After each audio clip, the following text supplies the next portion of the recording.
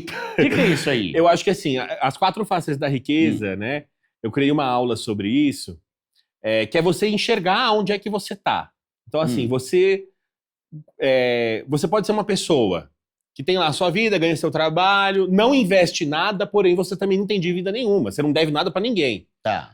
Isso é uma das faces, por exemplo. A pessoa que ela não está investindo, mas ela não está endividada. Uhum. Uma outra face, que é a pessoa que já está pior, é a pessoa que, além dela não investir, ela não consegue guardar dinheiro nenhum, ela está endividada, devendo Deus e o mundo. Tudo que é cartão de crédito, tudo que é cheque especial da vida, ela foi pegando e não conseguiu pagar. E agora ela está com o nome dela queimado, inclusive.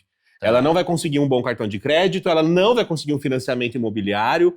E olha o que a gente falou, né, do financiamento imobiliário. Eu comprei a minha casa financiada, você também comprou financiada. Você tem que ter crédito para isso. Sim. Então, se você tá devendo Deus e o mundo, você não vai ter esse crédito. Você não consegue dar esse passo na tua vida, por exemplo.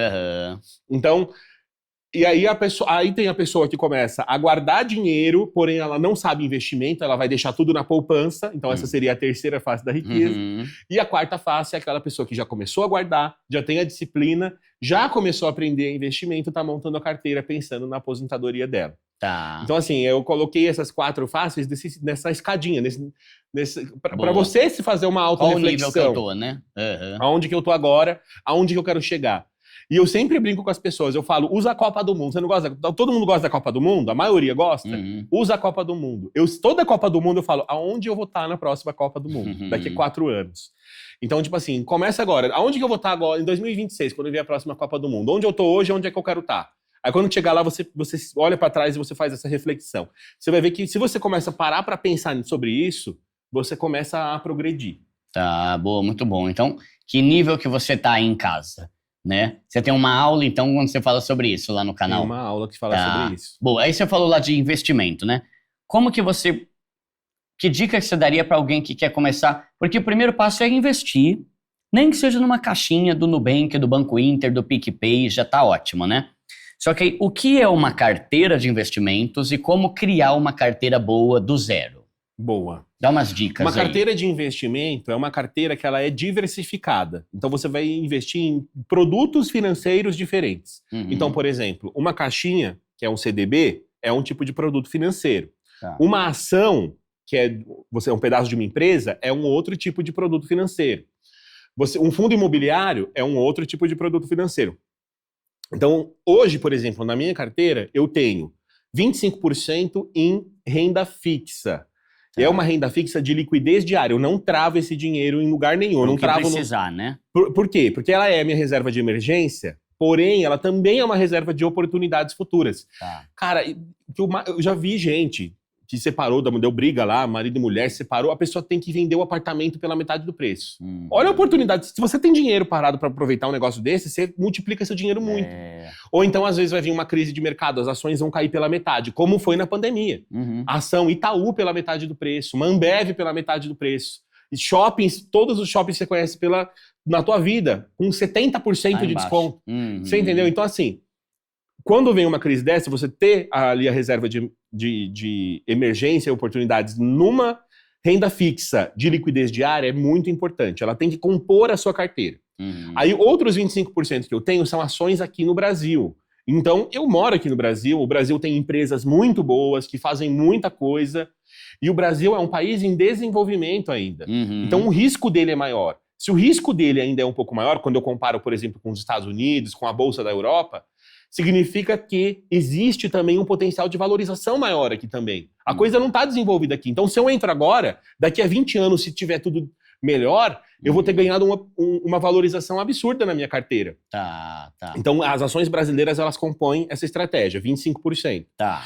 Aí eu tenho 25% de imóveis aqui no Brasil também. Então, o imóvel, o fundo imobiliário, né, ele é uma renda variável que vai trazer um aspecto para você de renda fixa, no sentido de renda mensal recorrente.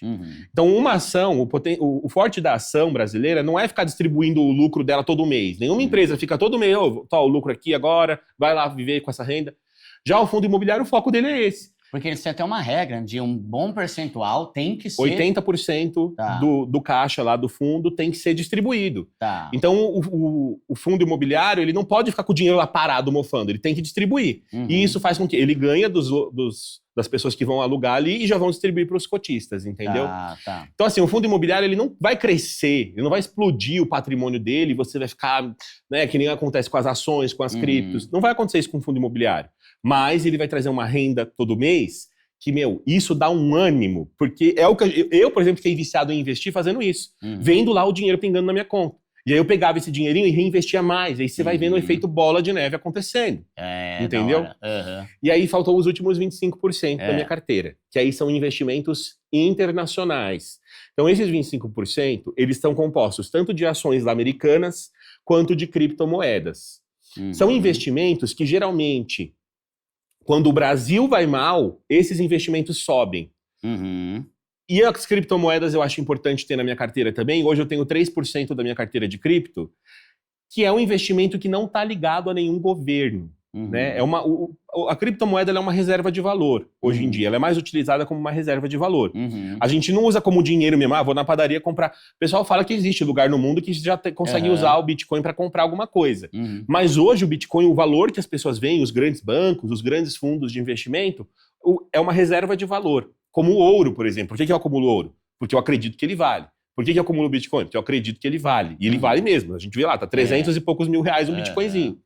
Então, assim, é uma reserva de valor que independe do Estado. Então, se o real brasileiro começa a cair porque o governo foi lá imprimir um monte de dinheiro, ou aconteceu alguma coisa, ou o dólar mesmo... Acontece isso com o dólar também inflaciona. A gente acha que o dólar não inflaciona, é só colocar tudo em dólar, então, que eu tô protegido? Não tá. Então, você ter um ativo que ele independe do governo, ele vai depender das pessoas ali acreditando naquilo e botando a confiança delas naquilo, e é o que está acontecendo com o Bitcoin, por exemplo, faz parte de uma carteira também. Então, quando você monta todos esses setores, então, não é uma coisa assim, de outro mundo de difícil, mas também não é fácil. Por isso que é legal você separar um dia, ou às vezes, depois que você fizer essa introdução, aí você pega uma semana inteira só para ações, uma semana inteira só para... Você vai aprofundando, você vai construindo esse conhecimento na sua cabeça, entendeu? Boa. E sabe uma coisa que eu acho legal também? Você não apenas assistir o vídeo, mas você ir anotando. Porque duas coisas aqui que para mim faz muito sentido, né? Primeiro, você não tá vendo um vídeo para aprender? Na escola, hoje não, Mark, tá uma bagunça, tá uma carniça as escolas aqui, né? Nem repetir de ano, eu tinha um cagaço do caramba de repetir de ano, né? Apanhar do meu pai se eu repetisse, hoje em dia nem repete mais as escolas. Nossa. Por isso tá todo mundo cada vez mais burro aqui, uma educação podre dessa aí, né? Me chamou tudo. Aí, falando aí, ó. Então, na escola, teoricamente, você não tinha que levar um caderno e uma caneta e anotar o que o professor tava falando? Faz isso também, porque isso ajuda você a absorver melhor. Memorizar. Quando você tá só assistindo, às vezes você tá vendo lá, pensando no futebol, na pizza, né? Agora, quando você anota, e eu fico mó legal quando eu vejo gente que marca, tipo, eles me marcam no story, aí ela tira uma foto, a televisão lá e o caderninho dela com tudo anotadinho. Eu acho da hora, mas é isso. Mesmo. Porque se a nossa ideia é aprender, não é simplesmente assistir vídeo. Vai anotando. CDB, banco... Tem FGC, seguro que cobre até 250 mil. Senão, não vai decorar. Você pode assistir a semana inteira, mas é que nem ler livro, né? Ler livro eu amo riscar tudo, porque quando eu termino, eu vou lá e releio só o que eu risquei, que são os pontos mais importantes, né? Então, anota tudo, isso ajuda você a absorver mais, porque você está escrevendo, vendo, ouvindo e às vezes até falando em voz alta aqui, né? Mais sentidos envolvidos. E a outra coisa, né, Diego, é que não adianta você assistir 500 aulas e não começar a investir. Exato. O que vai te ensinar mesmo é fazer, né? Então, o Diego falou aqui, né, dos 25% que ele tem em renda fixa, 25% em ações brasileiras, 25% em fundo imobiliário, 25% em investimentos internacionais.